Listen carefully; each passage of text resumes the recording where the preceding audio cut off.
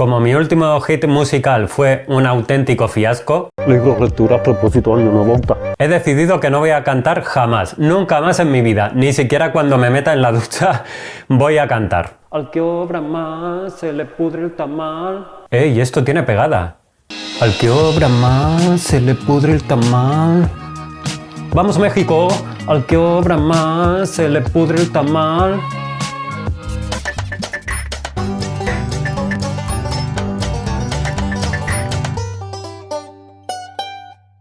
Hola, ¿qué tal? Yo soy Juan Carlos, bienvenidos, bienvenidas a Talk Libros. Hoy os voy a traer el último resumen, 6 de mis últimas lecturas. Se me están acumulando, tengo para hacer otra vez un par de resúmenes, pero entre unas cosas y otras no me ha dado el tiempo, así que voy a hablar de 6 de esas últimas lecturas. Antes de empezar, quiero recordaros que el próximo día 30 de enero vamos a estar durante todo el mes de febrero, pero bueno, empezamos el 30 de enero porque es lunes. Vamos a realizar la lectura conjunta de Sobre héroes y tumbas de Ernesto Sábato, este libro que veis por aquí. Así que si queréis uniros a esta lectura conjunta, tendréis el grupo de Telegram en la descripción de este vídeo. También hice anteriormente una publicación en YouTube con todos los datos, toda la información. Así que eso, si os apetece, todo el mundo es bienvenido a esta lectura conjunta. El primer libro leído de esta tanda corresponde a aquel taller que mencioné anteriormente, un taller que hice en Lata Peinada. Era un taller de lectura impartido por Lucía Leandro, que es una de las libreras de Lata Peinada. Ya os hablé del primer libro, fueron 4 lecturas. El primero fue Un retrato para Dickens de Armonía Somers y el segundo libro leído fue Nuestro iglú en el Ártico de Mario Lebrero.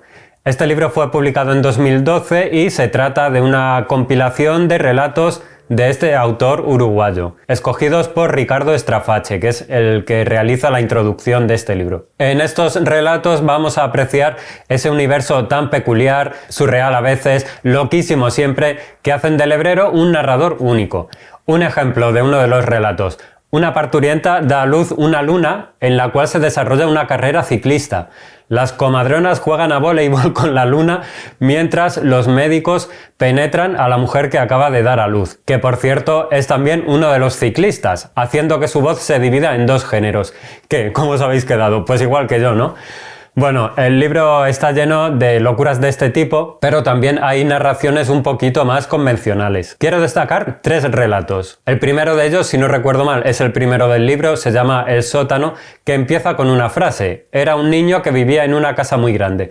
Y efectivamente se trata de una casa cuyas dimensiones parecen salirse de la lógica. Un día este niño encuentra una puerta cerrada con llave y a partir de ahí comienza a investigar, ya que todas las puertas deberían poder abrirse. Él se embarca en la búsqueda de una solución pasando por estancias y personajes en algo que me recordó bastante a Alicia en el País de las Maravillas. Esa concepción del espacio interior que parece agrandarse en escapes laberínticos parece una cuestión muy lebreriana. Además, este es un relato donde el camino es lo realmente importante y los desvíos le van a ir acercando a un final que realmente no importa. Otro de los relatos se llama Gelatina.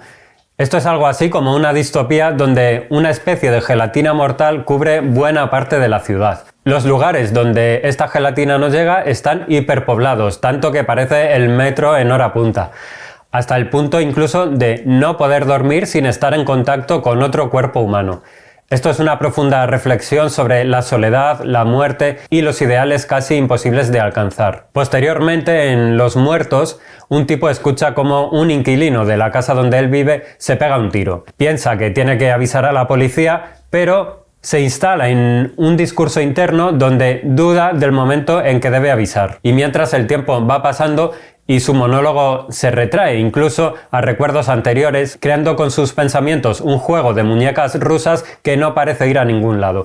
Es un relato muy atrapante sobre la complejidad que puede haber en la mente de una persona. Aparte, el libro incluye al final la entrevista imaginaria con Mario Lebrero, donde el autor se desdobla para hacer de entrevistador y entrevistado. Este es un texto interesantísimo que desvela gran parte de las obsesiones y el universo del hebrero. Creo que este autor no es para todo el mundo, es muy difícil encontrar textos suyos que no encierren complicados simbolismos, pero a mí realmente me parece interesantísimo siempre. Es un autor distinto, un escritor muy retador para ir descubriendo tal vez en pequeñas dosis.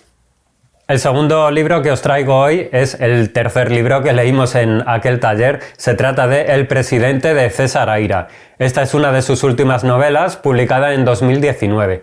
Y como bien indica el título, el protagonista de esta novela es el presidente de un país, en este caso de Argentina. Lo que hace para tomar el pulso del país y sus ciudadanos es dedicarse a salir por la noche de incógnito. En esos paseos nocturnos nos hablará de varios personajes. Por ejemplo, Birrete, un amigo de la infancia sumido en la pobreza, que se maravillaba realmente de los lujos que el protagonista tenía en su vida de clase media, y también un par de mujeres, Xenia y la Rabina.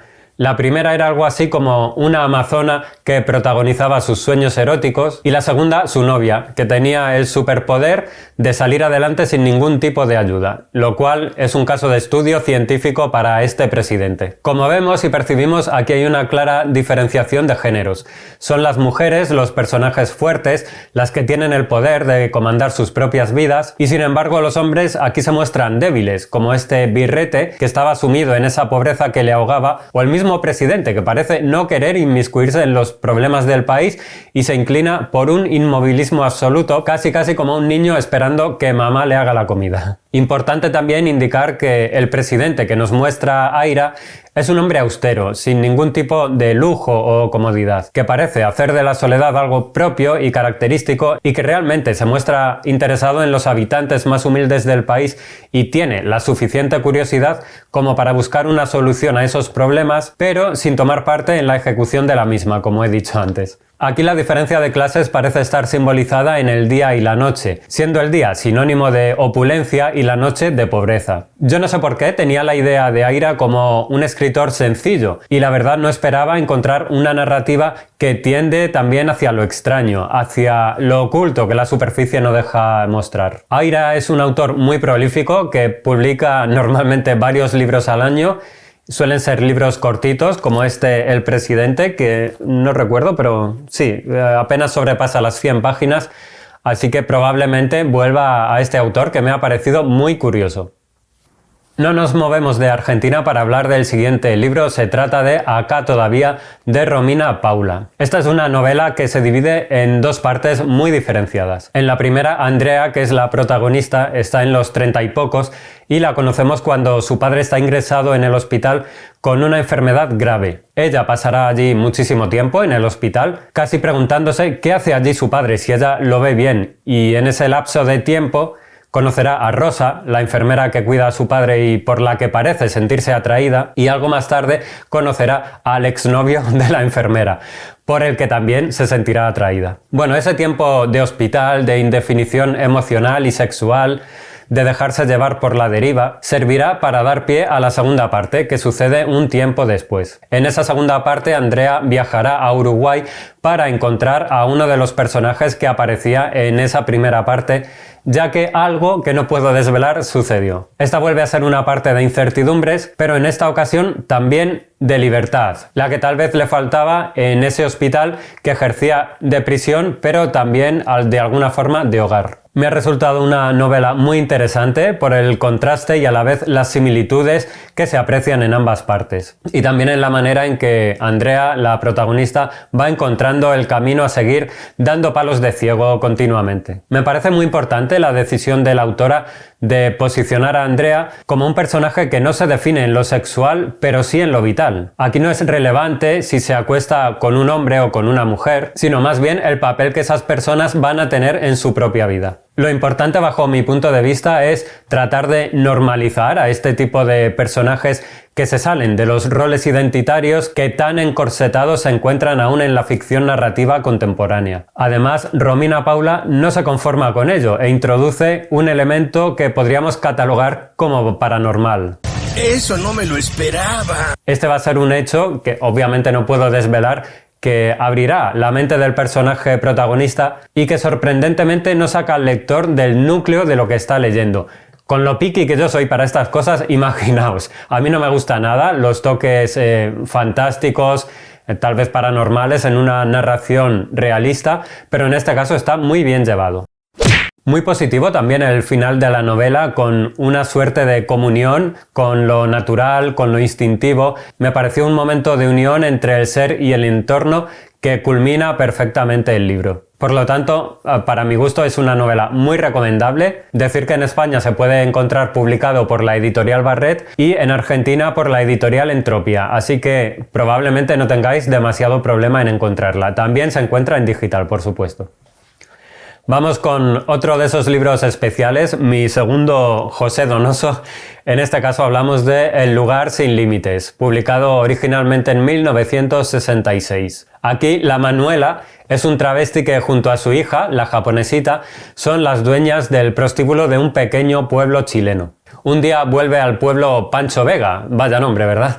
Este es un camionero que tiene fijación por la Manuela y quiere verla a toda costa. La Manuela teme este encuentro porque sabe que este Pancho se la tiene jurada. A su vez, Pancho Vega tiene una deuda con Alejo Cruz. Es que me encantan los nombres. Alejo Cruz es algo así como el cacique del pueblo, el gran patrón, a quien todos conocen. Bueno, toda la historia va a ir encaminada a ese inevitable encuentro entre Pancho y la Manuela, y nos desviará para conocer sobre todo la historia personal del travesti, de cómo llegó a adquirir la mitad del prostíbulo junto a su hija y del porqué del miedo al encuentro con Pancho. Algo curioso, Donoso comienza la novela con un breve diálogo de Dr. Fausto, de Christopher Marlowe, donde Mefistófeles dice: el infierno no tiene límites. Creo que esto nos sitúa ya en un terreno muy definido, en una comunidad donde reinan los asuntos de los hombres y las mujeres parecen tener un rol secundario que se ajusta a las necesidades de los machos. Pero también nos plantea la convivencia de esta sociedad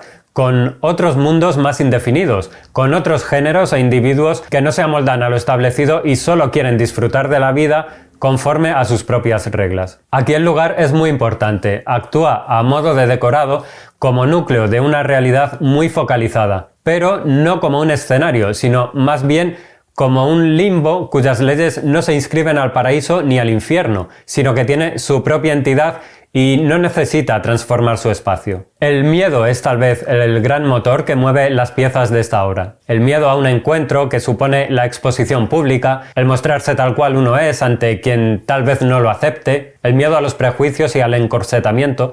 Supongo que también el miedo a cómo se puede recibir una novela como esta entre el público de finales de los años 60. Donoso se muestra aquí mucho más contenido, más formal, que en la novela El obsceno pájaro de la noche, pero solo en cuanto a la forma, que es mucho más lineal y narrativa.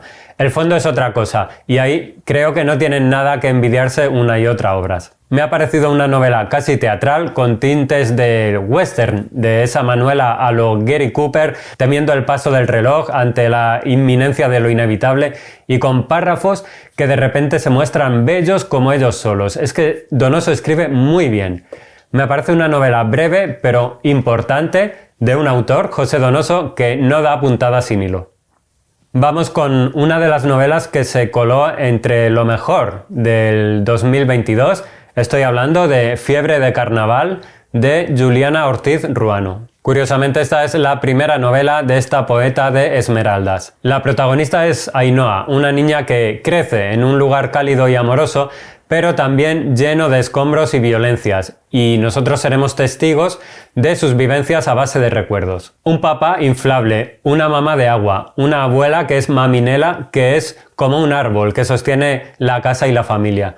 Como veis, lo natural no puede no ser importante en un escenario como Isla Limones, que está situada en la ciudad ecuatoriana de Esmeraldas. Sus sonidos, sus olores acompañan a los personajes y a veces les sirven de vestimenta. Aquí la familia es naturaleza y está unida irremisiblemente a la tierra, a esa tierra en concreto, a ese lugar tan localizado. Ainhoa va a ir creciendo y va tomando lugar en el mundo y en su propia familia también. Desde esa inocencia que tiene una niña, su palpable alegría, la voz de Ainhoa nos va a ir llenando de música y nos va a servir de escudo también ante la miseria humana que vamos a ir encontrando.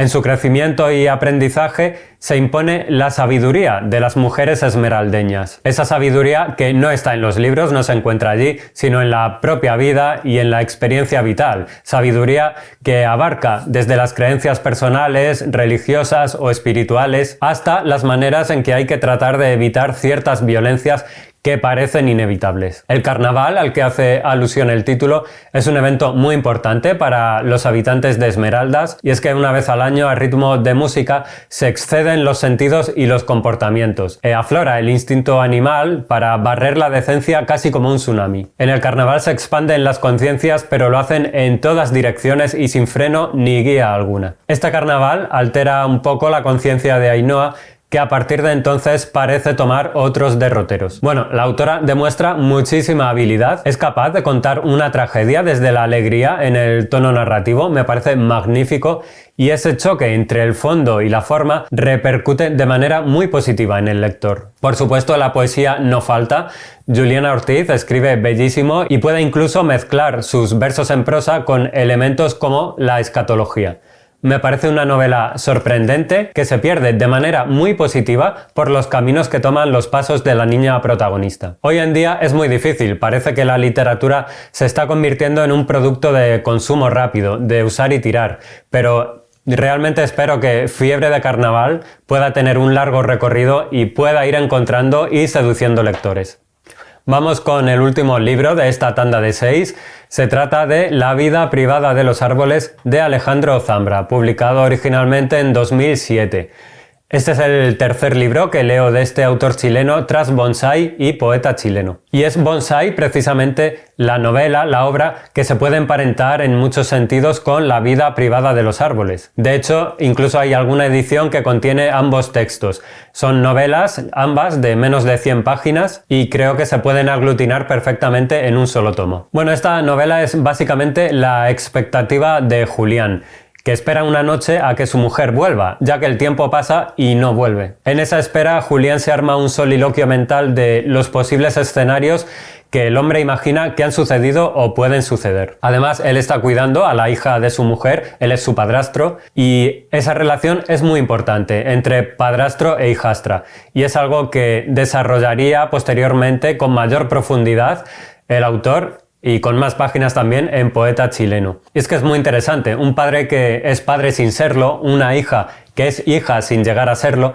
es un lazo frágil en ocasiones, pero también puede resultar irrompible en otras. Leí una reseña de este libro escrita por Pedro Mairal, donde dice que Zambra usa pocas palabras en una síntesis que parece expandirse luego en la cabeza del lector. Y creo que esto es lo que agranda estas novelas breves de Zambra, y es que el autor planta en el lector una semilla pequeña que es el propio lector, quien va a ir desarrollando y haciendo crecer. Y es que muchas veces, ¿para qué extenderse cuando se puede contar lo mismo con 500 páginas menos y además sin tratar de estúpido al lector, sin darle todo mascado? Al final yo pienso que la literatura es un baile de dos, el que escribe y el que lee. Pueden bailar agarrados, por supuesto, pero también pueden hacerlo juntos, sin tocarse, y ser un baile igual de intenso. Tengo que decir que prefiero Bonsai a esta novela, tal vez por ser mi primer Zambra y descubrir su prosa tan eficaz por primera vez. En La vida privada de los árboles hay similitudes, tal vez estructuras ya conocidas si uno ha leído la anterior novela. De todas formas, sea como sea, siempre es un placer encontrarse con este autor y espero con muchísimas ganas seguir siendo un espectador de su camino literario.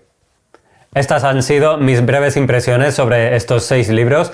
Ahora toca vuestro turno. Decidme en comentarios lo que queráis, si habéis leído alguno de ellos, si habéis leído todos, si no habéis leído ninguno, si os interesaría leer alguno de ellos. Bueno, ya sabéis, es vuestro momento y podéis explayaros lo que queráis. Yo siempre os voy leyendo y voy contestando cuando voy pudiendo. Muchísimas gracias por seguir ahí, por ir haciendo crecer esta comunidad que se llama Talk Libros. Un abrazo inmenso para todo el mundo y nos vemos en un próximo vídeo que, como bien sabéis, será muy pronto. Chao.